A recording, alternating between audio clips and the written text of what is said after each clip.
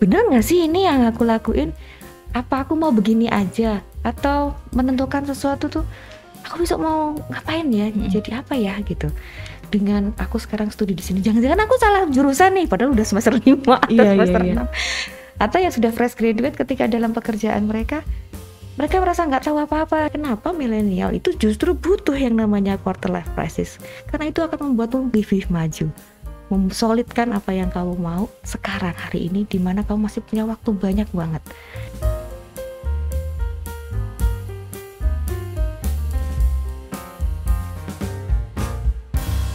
Halo kawan UGM, kita kembali lagi di UGM Podcast. Masih bersama saya Astri dan sudah hadir narasumber kita pada pagi hari ini, Ibu Tri Hayuning Tias SPSI MA Psikolog.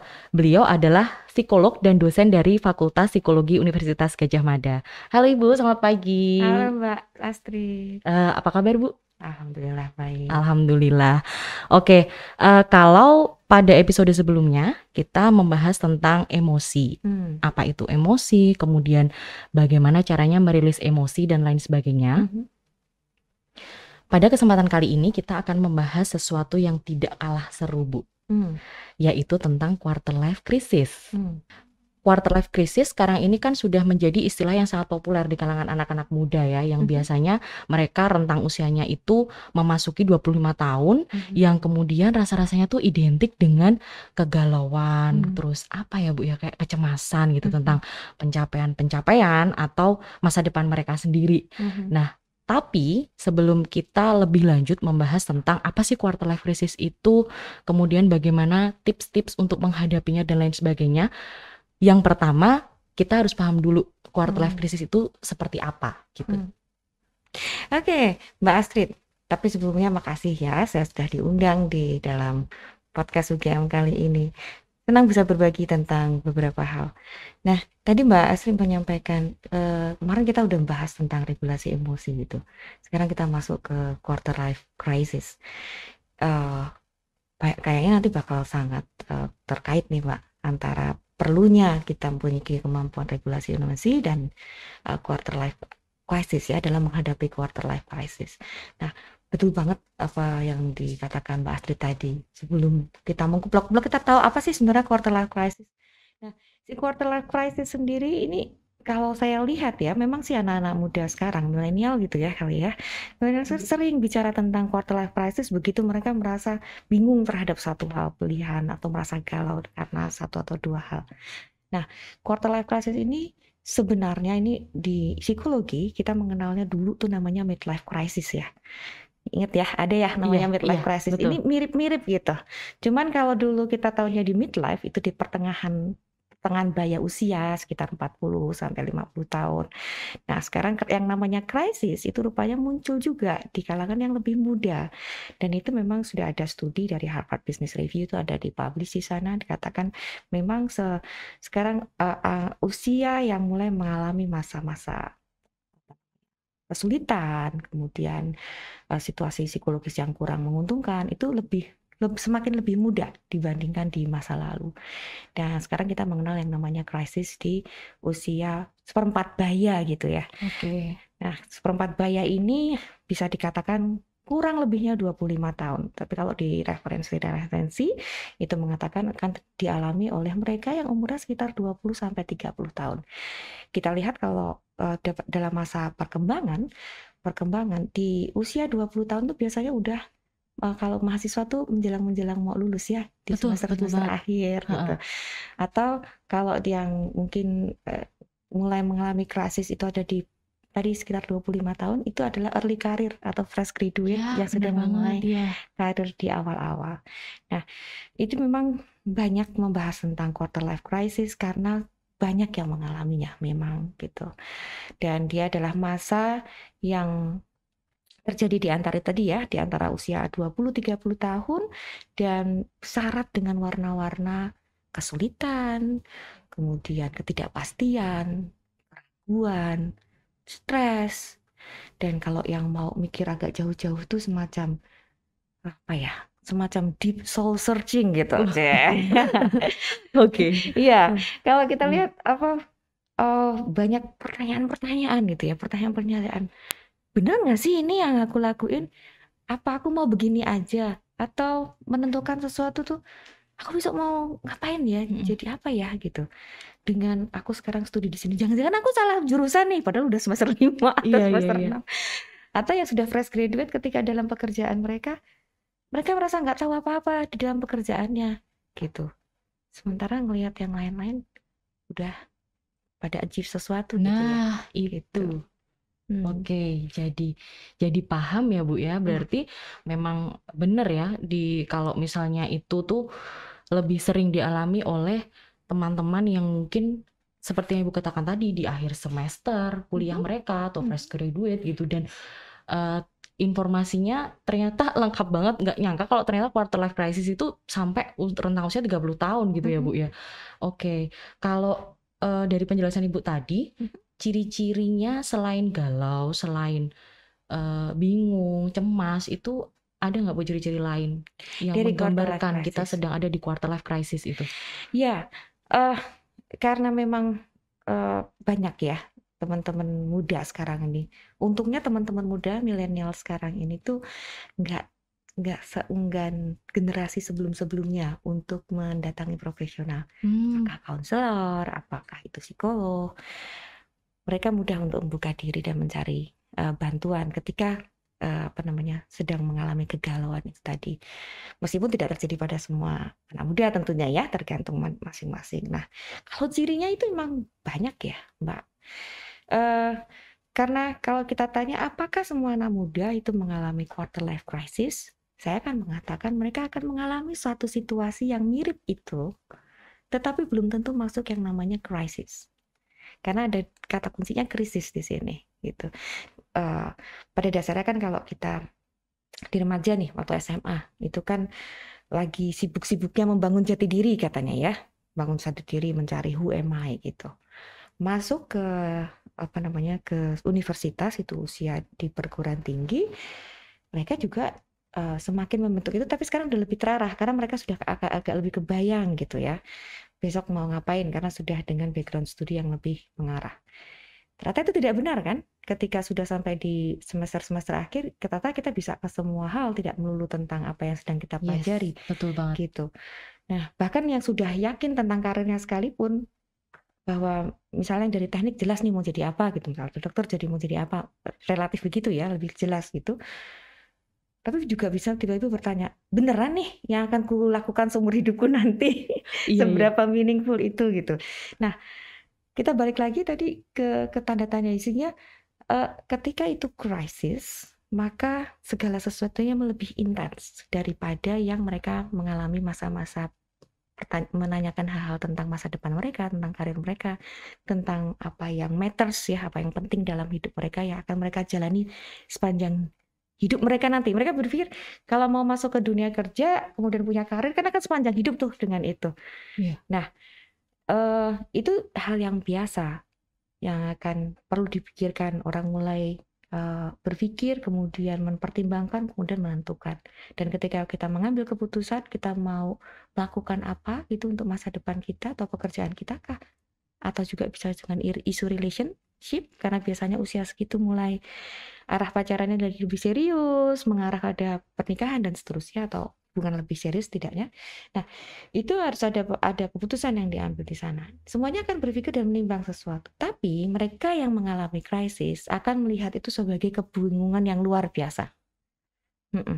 Jadi segala sesuatunya bagus semua atau segala sesuatunya jelek semua. Jadinya nggak tahu, nggak yakin memutuskannya seperti apa. Jadi itu yang khas itu adalah kesulitan dalam pengambilan keputusan ya.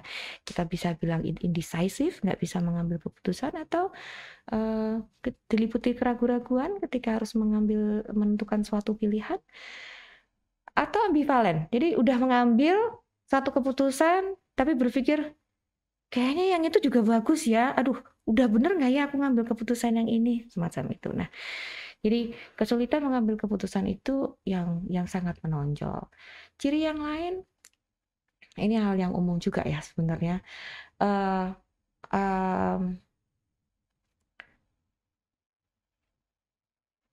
Satu hal yang agak khas juga dari mereka yang mengalami quarter life crisis itu adalah dia punya tindakan yang kurang matang atau kita bilangnya impulsif. Ya, impulsif. Jadi kalau misalnya quarter life crisis itu dia mengalaminya dalam hal yang paling terdampak adalah bagian hubungan dia, ya.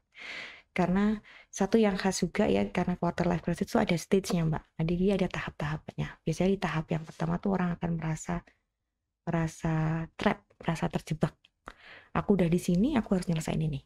Kalau sekolah, aku udah ada di relationship ini, aku sudah sejauh ini, jadi aku harus selesai sampai ke pernikahan gitu. Atau tapi aku nggak happy. Aku merasa aku pengen melakukan banyak hal yang lain selain relationship ini. Misalnya itu kalau relationship. Nah, atau terjebak dengan pekerjaan yang baru dia masukin untuk fresh graduate.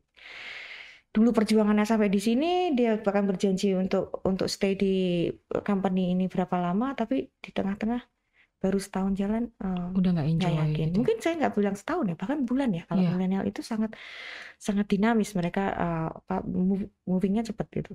2-3 bulan kalau udah nggak klik gitu, pindah gitu. Itu sangat bisa terjadi. Nah, itu jadi yang saya bilang klik nggak klik pindah gitu. Terus ketika relationship nggak mumpung belum sampai mana-mana, aku break dulu deh, atau aku malah nggak dulu deh, aku tak fokus ke hal yang lain. Nah, itu impulsif ya. Tindakan-tindakannya cenderung impulsif dan nggak berpikir panjang tentang apa yang akan menjadi dampaknya. Itu menjadi salah satu yang cirinya yang lain ya dari si quarter life crisis itu. Ada banyak sepanjang yang lain gitu. Misalnya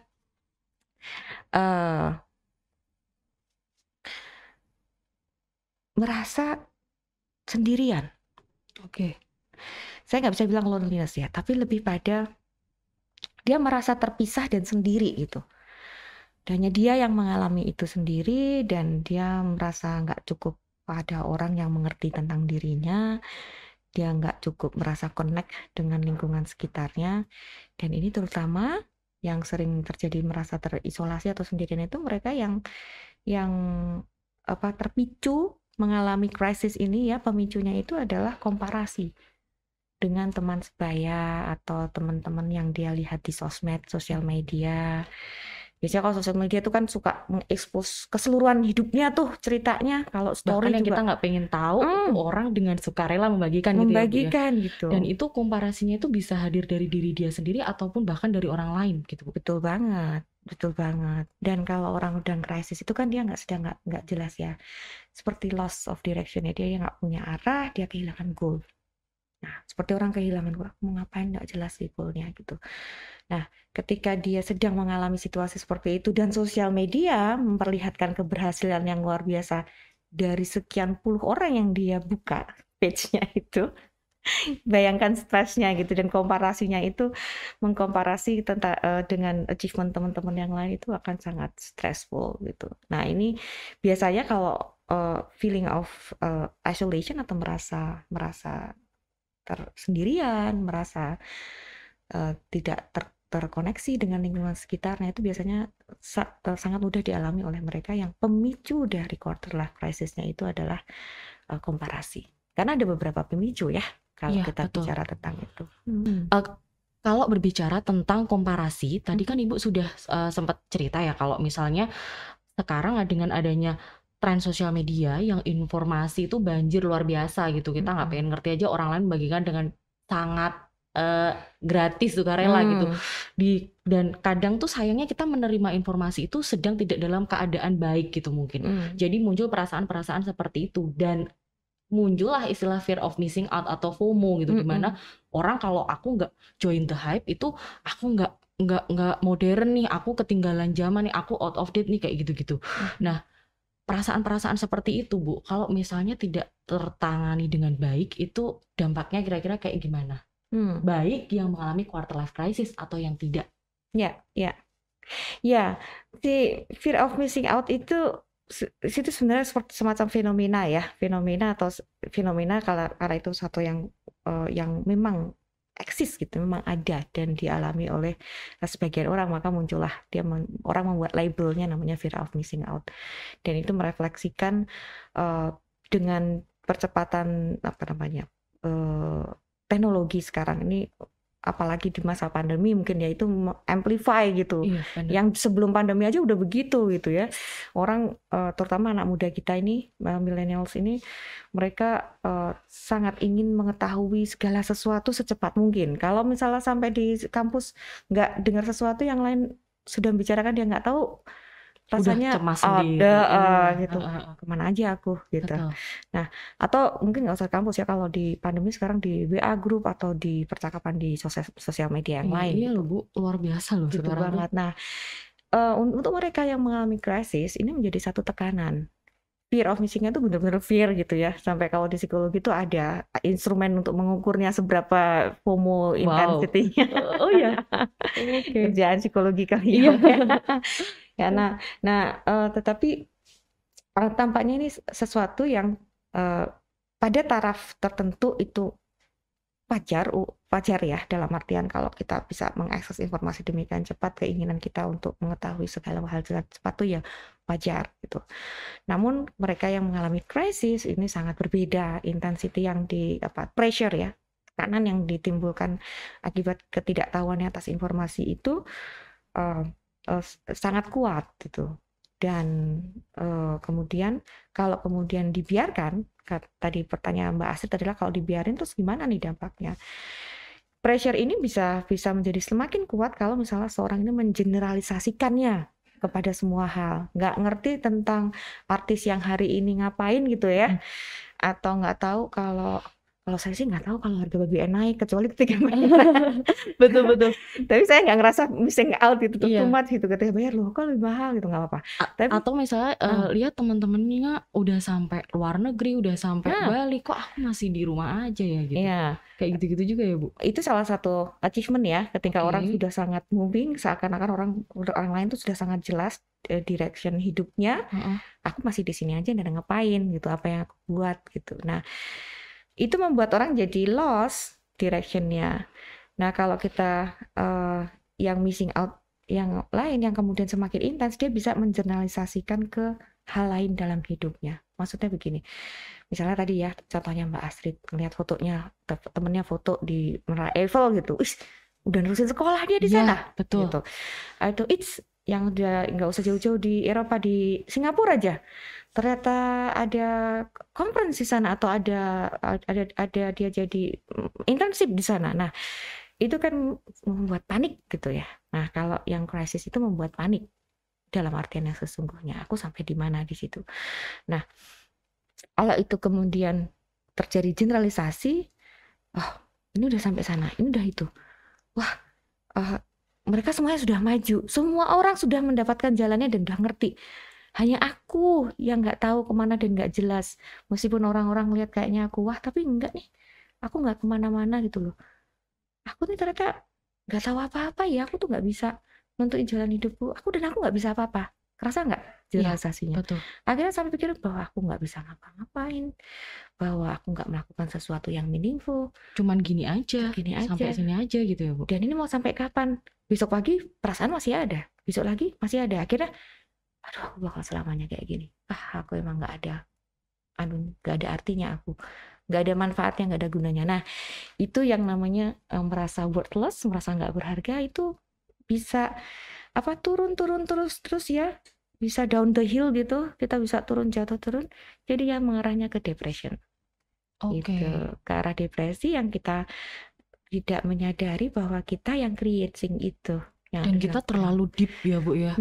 Berarti harus ada jadi mungkin juga salah satu yang bisa kita lakukan itu adalah mungkin juga menyadari ya Bu ya, menyadari sedini mungkin bahwa ini apa sih, cuman sayangnya nggak semua orang itu punya kemampuan ke situ ya Bu ya. Ya, betul. Untuk menyadarinya itu Iya, ya, betul. mendeteksi Maksud itu saya ya. ketika aku melihat orang-orang dapat pencapaian-pencapaian kayak gitu, aku sadar nih aku akan terhanyut ke situ dan aku akan mungkin merasa worthless dan lain sebagainya gitu. Cuman kan sayangnya nggak semua orang mungkin punya rem sampai ke situ gitu. Iya. Betul banget Mbak Astrid. Kalau kita lihat dari referensi ya, cukup banyak yang berbicara mengenai stages ya. Stages atau fase dari quarter life crisis ini. The good news-nya adalah mungkin ini akan dialami oleh banyak orang, fenomenanya, tetapi tidak semuanya fall into crisis yang tadi saya bilang. Tidak semuanya mengalami krisis. Kalaupun sebagian anak muda mengalami krisis, sebagian besar, sangat banyak bagian dari anak muda yang mengalami krisis ini tuh survive, artinya akan get through gitu si quarter life crisis. Karena sekalipun itu krisis, siapa sih dalam kehidupan yang tidak pernah mengalami krisis? Kita Nggak ada. semua. Iya, bener. Iya, kita bisa bilang, saya barusan bilang quarter life crisis itu yang dialami oleh semua anak muda untuk menentukan ini dan itu. Tetapi yang sampai ke krisis nggak semuanya gitu. Oke. Tetapi kalaupun harus sampai ke krisis, dengan atau tanpa pemicu, kadang-kadang soal tanpa pemicu ya Mbak ya, tanpa pemicu dia sampai di situ, sebagian besar dari mereka bisa melaluinya dengan sangat baik. Nah, saya tadi mau bilang apa? Oh ya, saya mau bilang bahwa stage ya, ada fase-fasenya. Jadi kalau di quarter life crisis itu ada fase pertama yang khas gitu, fase pertama tuh merasa terjebak, feeling trapped gitu ya. Nah, terjebak pada situasi di mana dia berada, apapun itu konteksnya. Relation tadi saya bilang hubungan, apakah itu hubungan romantis kah atau hubungan Toxic. bisa tuh, apalagi hubungan toksik. Iya, jelas ya. Stuck banget kalau udah. Betul. Kalau dengan toksik kayaknya itu nanti isunya lain lagi, tapi memang bisa kemudian mengarah ke krisis ya itu ya. Kemudian bahkan hubungan yang sebenarnya tidak toksik pun settle aja, tenang aja, mungkin sudah 3 tahun selama kuliah gitu berhubungan, tiba-tiba chaos. Oh bener ya. Makanya kayak banyak denger cerita gitu kayaknya kita break dulu deh, kayaknya kita udah dulu. Kenapa? Padahal nggak ada apa-apa gitu. Oh oke. Jadi paham. Iya, itu sangat mungkin terjadi. Seperti kalau orang memisahkan itu, seperti tiba-tiba, ini saya jadi ingat kartun dirinya, tiba-tiba jatuh dari langit gitu loh, jebret gitu. Terus merasa bahwa hubungan yang settle, is this it? Apa betul ini yang aku inginkan dengan yang seperti ini, dan seterusnya gitu. Nah ini dan dia mungkin udah menemukan banyak pertanyaan tentang relationnya dia, padahal baik-baik aja, nggak ada konflik, nggak ada apa, tapi ya memang sih mungkin gitu-gitu aja gitu ya. Padahal gitu-gitu aja itu mungkin maksudnya bisa jadi itu penanda dari settle atau penanda dari sesuatu yang lain. Kan tinggal ditanyakan tuh. Kita tinggal bertanya gitu. What is it? Apa yang membuatmu nggak, kalau dari relationship ya, apa yang membuatmu merasa nggak into lagi gitu, nggak ngerasain lagi ada satu yang missing. Nah, merasa sesuatu yang missing tuh Mbak, itu salah satu ciri orang mengalami quarter life crisis juga. Jadi ada sesuatu yang hilang dalam hidupku, tiba-tiba dia jadi empty, semacam empty, terus ada urgency untuk menemukannya dan membuat satu perubahan. Tapi nggak tahu itu apa, dan kalaupun sampai ketahuan itu apa, nggak tahu gimana memperbaikinya. Contohnya tadi kalau di relationship gitu, ada yang missing gitu. Tapi nggak tahu, cobain cari tahu gitu, kayaknya ini, terus mau diapain? Nggak tahu mau diapain. Terus mau apa dengan relationship? Nggak tahu, aku nggak tahu apa yang aku lakukan dengan relationship. Nah itu contoh untuk yang di hubungan gitu ya, misalnya hubungan berpacaran, itu juga bisa terjadi di karir ya, masalah karir gitu, tentang apa yang akan kulakukan, apakah betul is this the right thing to do, apakah memang ini yang akan ku lakukan dan benar ini besoknya tuh aku akan jadi seperti ini loh gitu. Nah ini ada perasaan trap ya, ini perasaan trap. Nah kalau sudah itu yang akan intens banget di sana. Fase selanjutnya itu yang disebut sebagai fase orang akan mengalami yang namanya separation, atau apa namanya, ada perpisahan di situ terhadap sesuatu yang trap tadi, yang menjebak dia. Apakah kemudian itu break, kayak tadi Mbak Astrid bilang di hubungan aku break dulu gitu, break, atau kalau itu karir keluar. Oke. Biasanya kan mudah ya mereka, atau di tengah-tengah itu mereka masih kerja tapi sudah apply ke 10 perusahaan yang lain. Iya, benar. Banyak komplain nih. Betul.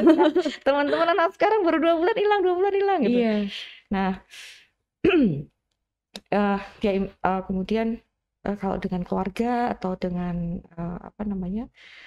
sekolah gitu, dia mungkin akan menarik diri dari lingkungannya untuk sementara, atau kalau lagi garap skripsi mungkin ya jadi nggak muncul-muncul sebulan 2 bulan nggak ada laporan gitu. Jadi molor-molor gitu ya Bu. Molor.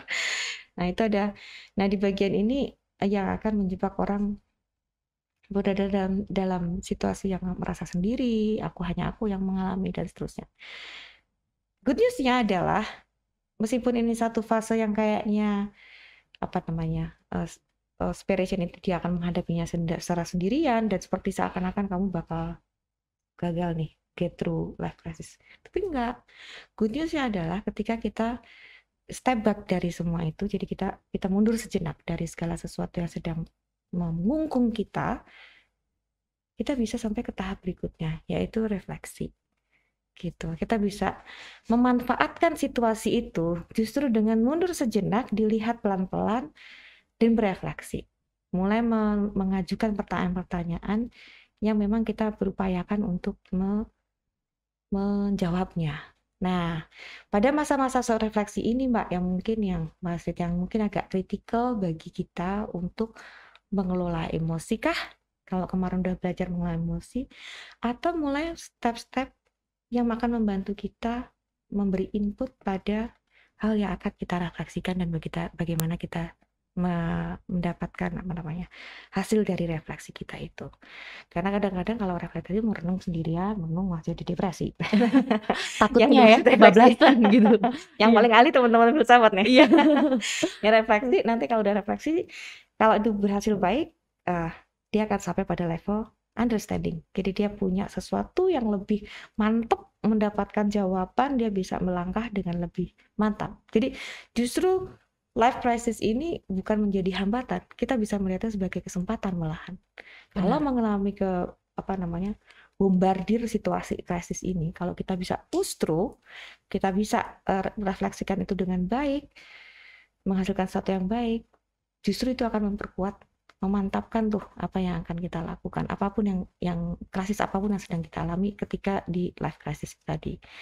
Persoalannya tadi kan ketika refleksi, apa sih yang mesti dilakukan gitu ya supaya hasil refleksinya bagus gitu ya.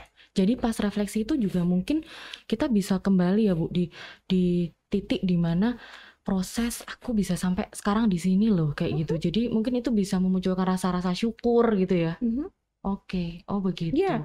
Nah, proses refleksi ini kan kita niatkan sebagai refleksi. Nomor satu, yang dulu waktu kita ada dalam roller coasternya si life crisis dengan banyaknya kebingungan, perasaan mau berubah tapi nggak tahu apa yang harus diubah dan gimana, atau nggak jelas gitu ya. Anak-anak bilang kan nggak jelas banget sih. Mau cerita sama siapa aja tuh kadang udah males gitu ya Bu ya. Udah males. Bingung mau mulai dari mana gitu. Nah, ketika mengalami itu semua serba dipertanyakan, kemudian mau ubah nggak tahu ubahnya apa. Yang pertama kali disadari, yang perlu dipahami dulu gitu ya.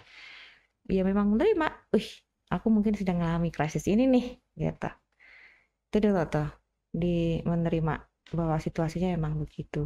Tapi bukan berarti membiarkan kan, namanya menerima itu. Acceptance di sini atau penerimaan di sini lebih pada untuk menyadarinya bahwa it's happening. Ini memang kejadian gitu. Normal nggak? Lazim nggak gitu kan? Itu yang baru mau saya tanyakan. Lumrah nggak? Lazim nggak gitu? Iya. Lazim nggak gitu? Lazim tentu saja. Karena kita berada dalam satu fase transisi ya, fase perubahan kan. Begitu kamu lulus, kamu udah lagi nggak punya privilege-nya mahasiswa. Mahasiswa kan nggak ada tuntutan kecuali belajar, menyelesaikan dengan tepat waktu. Betul, ya begitu sudah off, kamu harus bisa mempertanggungjawabkan semuanya sendiri gitu. Nah, lembar baru dalam kehidupan menjelang gitu ya. Kalau kita bilang sih menjelang itu mau jadi sesuatu gitu.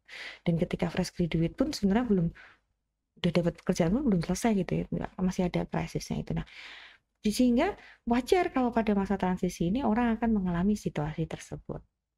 Nah, lazim dialami dan it's normal. Dan bahkan itu normal untuk bertanya, gini hari masih bertanya gue sih, aku tuh siapa, aku maunya apa sih sebenarnya gitu. Kadang-kadang orang berpikir, maksudnya orang tuh anak-anak muda ini berpikir pada masa itu harusnya kamu sudah settle, sudah fix, dan kamu sudah clear karirnya gitu. Dan kamu tinggal melakukan apa yang menjadi planning hidupmu gitu. Siapa yang mengharuskan begitu? Bener, Ya bener enggak. banget Bu. Itu kan kayak masalah timing gitu ya. Waktu orang tuh beda-beda gitu. Memang normalnya seharusnya kamu di usia itu begitu gitu. Cuman kan karena itu tadi masalah waktu yang berbeda-beda setiap orang, jadi sebaiknya ya bener juga kalau untuk meminimalisir komparasi juga gitu diri sendiri dengan orang lain ya Bu ya. Ya kata-kata normatif itu yang dikatakan Mbak Astrid tadi, normanya begitu karena normalnya orang sepertinya seperti itu. Padahal orang punya normalnya masing-masing gitu. Secara umum memang demikian, gitu. Tetapi orang punya kehidupannya sendiri-sendiri. Dan ketika berada dalam krisis, itu bukan berarti kita ini memang dalam kondisi keterkurangan. Maksudnya kurang ini dan kurang itu, enggak gitu. Justru by the way juga yang mengalami krisis itu justru orang-orang yang ini, anak-anak muda yang memang mau maju gitu. Justru orang-orang yang mau maju. Justru dia yang punya mimpi mungkin lebih besar daripada yang lain ya Bu. Pengen membuat sesuatu yang meaningful. Dan lebih lagi kalau anak sekarang pengen impactful ya. Membawa dampak gitu. Nah, kegelisahan inilah gitu, dan which is itu bagus buat kita ya, untuk peradaban manusia dan peradaban dunia itu sangat bagus kalau kita punya banyak anak muda yang ingin berbuat seperti itu, tapi apanya itu yang mereka belum memutuskan di area mana, apa dan bagaimana. So kalau sampai ada krisis itu, good newsnya itu ya, ada satu artikel di Psychology Today itu yang mengatakan kenapa milenial itu justru butuh yang namanya quarter life crisis, karena itu akan membuatmu lebih maju, memsolidkan apa yang kamu mau sekarang hari ini, di mana kamu masih punya waktu banyak banget daripada kejadiannya kalau udah nun jauh sudah berusia yang lebih, misalnya mungkin di midlife crisis atau bahkan di late life crisis. Itu ada lagi late life crisis, sumber-sumber stresnya juga beda lagi ya daripada kejadiannya di situ gitu. Jadi justru di sini kita bisa mencari betul-betul memanfaatkan suatu krisis ini, kita manfaatkan untuk memacu kita untuk melihat lebih lanjut apa yang sebenarnya, apa yang kita bisa, apa yang kita mau, dan apa yang kita mau jadi seperti apa justru yang hari ini, dan jadi lebih terbuka ya. Betul. Lebih terbuka. Oh, krisis itu selalu terjadi pada semua orang pada satu masa di dalam kehidupan seseorang. Apa yang akan memicu krisis itu macam-macam. Nah, kalau dia sudah berlatih di krisis ini dan push through, dia bisa melalui ini, dia menjadi akan lebih fleksibel. Kita akan lebih fleksibel karena krisis itu bahkan di antara yang pacarannya baik-baik aja, semuanya settle, semuanya udah beres semua deh gitu ya, kok tiba-tiba off gitu, what's going on gitu. Ternyata ada krisis juga di antara yang kayaknya udah settle aja. Kalau kemudian diselesaikan, push through, dapat jawabannya dengan baik, ke depan nanti kita akan lebih fleksibel dalam menghadapi krisis dan lebih positif ya, bahwa ada sesuatu yang hendak hidup sampaikan pada kita dan kita harus gaining skill untuk melaluinya dengan sebaik-baiknya. Gitu tuh Mbak Astrid. Ini saya aja yang udah melewati usia itu merasa seperti mendapatkan pencerahan yang banyak banget loh dari penjelasannya Ibu tadi gitu. Sebenarnya tadi saya mau nanya, pertanyaan terakhir itu adalah tentang bagaimana tips agar kita tidak terjebak dengan quarter life crisis. Meskipun tadi Ibu sudah banyak ya menjelaskan, tapi mungkin sekaligus juga penutup untuk kawan UGM semuanya supaya lebih bisa menerima tentang quarter life crisis yang sedang mereka hadapi sekarang gitu. Ya, oke. Iya Mbak Astrid. Ada beberapa tadi yang saya sampaikan gitu.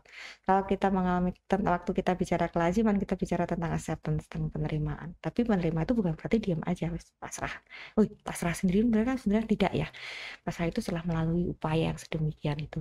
Bukan acceptance yang seperti itu yang saya maksud, tetapi menerima bahwa it's happening, itu terjadi, dan let's deal with that gitu. Mari kita lakukan sesuatu terhadap itu gitu. Nah, itu yang pertama, bahwa kita menyadari, kita menerima bahwa itu sedang terjadi.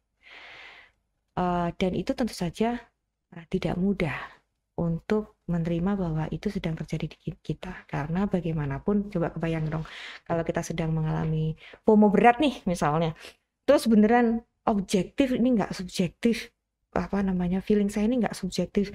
Lah teman saya itu persahabatan kami 5 orang, 4-4 itu satu ada di Inggris, satu ada di sini. Nah, belum lagi teman SMA saya ini gini. Itu kan perasaan yang sangat objektif gitu ya. Saya nggak cuma sekedar merasa tertinggal, tapi mereka memang udah berjalan jauh. Oke. Bagaimana kemudian kita menerima kondisi itu bahwa it's happening kan? Benar.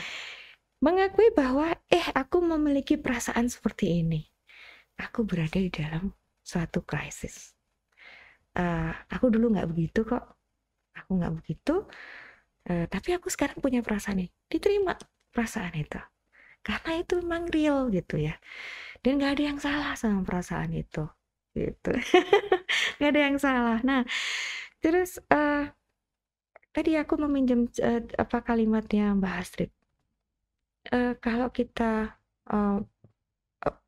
mau mundur sejenak terus ngelihat dari dari awal kita mulai sampai di titik ini gitu. Kita juga itu manfaat banget ya. Itu bagian dari bahan kita bisa untuk berefleksi dan lebih jauh sebenarnya untuk gratitude kalau kita bilang, alias bersyukur gitu. Kita sebenarnya bagaimana mungkin mensyukuri sesuatu dalam situasi yang sedang FOMO berat gitu ya. Iya, betul, sulit banget ya Bu. Nah, kita nggak perlu memaksakan bahwa keluarlah hai rasa tertekan, masuklah hai rasa bersyukur, gitu susah juga karena itu feeling banget. Kalau kita mengekspos diri kita dengan hal-hal yang itu tadi kita lihat dari sekian banyak yang pernah kita lakukan, kemudian masih ada hal yang bukan masih ada, tapi ada banyak hal sebenarnya keberhasilan kita di masa lalu itu. Dan kamu lihat kita lihat quality apa yang kita punya di saat itu yang membuat kita bisa mencapai itu. Quality-nya kita loh ya, bukan perkara dulu aku pernah juara ini, aku pernah juara ini. Juara itu menjadi satu acknowledgement.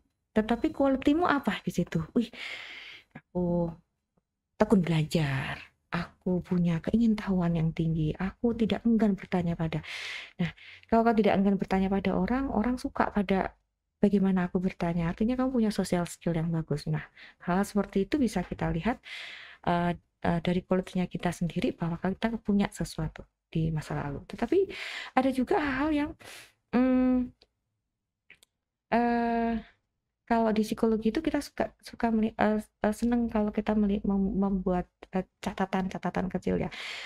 Karena kadang-kadang kalau kita lagi trap di sesuatu disuruh melihat yang lain tuh jadi skeptis gitu, melihat keberhasilan kita di masa lalu atau kekuatan itu kan dulu gitu, sekarang kayak begini. Yo wes, kalau kamu lihat yang sekarang, lihat hari ini apa yang dialami dan coba lihat deh dari apa yang kamu punya sekarang gitu. Apa yang baik, apa yang bisa sebenarnya bukan sesuatu yang biasa aja. Contoh being healthy aja bukannya sekarang itu sangat berharga gitu. Menjadi sehat, kemudian masih bisa berpikir dengan sempurna gitu ya, memproses pikir sempurna, itu satu hal kecil yang nggak akan bisa kita syukuri kecuali kita kehilangan itu. Berjalan kaki, jalan aja, itu kan seperti satu yang biasa banget gitu.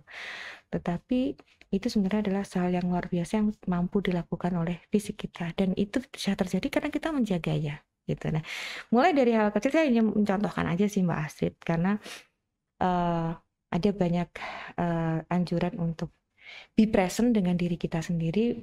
Jangan lihat di luar sana apa yang bisa disyukuri atas acknowledgement orang.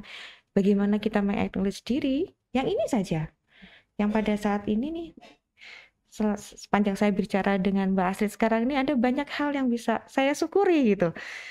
Saya bisa menyampaikan apa yang ingin saya sampaikan dan ditangkap Mbak Astrid dengan baik misalnya. Biasa banget kan, tapi itu luar biasa loh. Iya. Kalau lagi sakit kan, bing nggak bisa ngomong ya.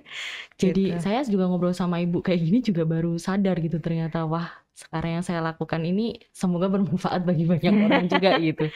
Iya, terus itu ya, jadi acceptance, kemudian ada berefleksi, jadi mencoba melihat hal-hal yang bisa kita syukuri ya untuk menguatkan gratitude kita. Kalau misalnya kita nggak bisa lakukan itu sendiri, kita bisa lakukan itu di tempat lain. Tempat lain itu seperti apa? Ini tips yang praktikal sih. Do something else gitu. Lakukan sesuatu yang di luar rutinmu. Gitu. Melakukan hal yang rutin ini untuk nyari apa sih? Karena kita lagi lost, kehilangan arah, lagi kita sedang tidak merasakan makna apapun dalam hidup kita dan segala sesuatunya serba keliru atau tidak cukup, not enough. Kalau gitu breaknya keluar aja gitu. Lakukan sesuatu yang lain. Kamu akan mencari sesuatu yang kamu tahu bahwa itu sesuatu yang kamu senangi gitu. Sebagian orang memutuskan untuk traveling keluar nih, kalau orang-orang di luar negeri itu ya biasanya mereka akan memilih untuk traveling. Tapi saya melihat juga anak-anak kita juga sekarang senang traveling kok ya. Iya, benar. Keluar kemana biar nggak sumpek gitu. Tapi ini khusus untuk yang krisis, keluar kemudian berada di satu tempat untuk melihat sesuatu yang bisa kamu